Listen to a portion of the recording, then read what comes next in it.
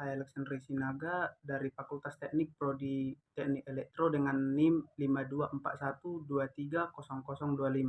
Tujuan video ini dibuat untuk menyelesaikan tugas yang diberikan oleh Pak Eka Dodi Suryanto, SPD MT, mata kuliah Praktek Dasar Elektronika. Di sini saya akan menjelaskan ulang dari soal-soal yang telah diberikan. Soal yang pertama, jelaskan konsep dari tegangan listrik, arus listrik, dan daya listrik besertakan contohnya. Tegangan listrik adalah perbedaan potensial antara dua titik dalam rangkaian listrik yang menyebabkan arus listrik. Contohnya, baterai 9 volt memiliki perbedaan potensial 9 volt antara kutub positif dan kutub negatif. Arus listrik adalah muatan listrik yang bergerak melalui suatu penghantar. Contohnya, arus dalam kabel charger HP saat kita mengisi daya. Kemudian, daya listrik adalah jumlah energi listrik yang dikonsumsi atau dihasilkan per satuan waktu. Itu dapat dihitung dengan rumus P sama dengan V kali I. Pertanyaan kedua, jelaskan perbedaan sumber tegangan listrik dan sumber arus listrik. Sumber tegangan listrik adalah sumber yang mempertahankan perbedaan potensialnya atau tegangan konstan antara daya terminalnya meskipun arus yang mengalir bisa bervariasi. Kemudian, sumber arus listrik memberikan arus listrik dengan nilai tetap meskipun beban atau resistensinya berubah. Pertanyaan yang ketiga, jelaskan perbedaan komponen pasif dan komponen aktif beserta contohnya.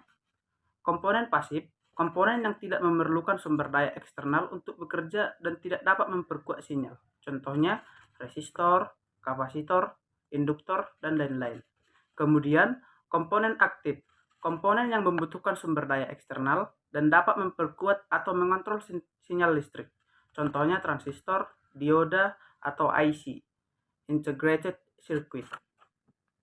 Soal yang nomor 4, deskripsikan karakteristik komponen dioda beserta fungsinya. Karakteristik yang pertama, mengubah arus hanya dalam satu arah, atau dari anoda ke katoda. Yang kedua, memiliki tegangan ambang, biasanya 0,7 volt untuk dioda silikon dan 0,3 volt untuk dioda germanium.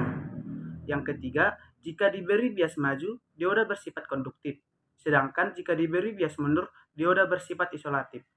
Dioda berfungsi sebagai penyerah arus listrik pada power supply. Kedua, perlindungan dari arus balik pada rangkaian elektronik dan detektor sinyal dalam sistem komunikasi. Pertanyaan yang kelima, deskripsikan karakteristik komponen transistor beserta fungsinya. Karakteristiknya memiliki daya terminal. Pertama, basis, kolektor, dan emitor. Dapat berfungsi sebagai saklar atau penguat sinyal.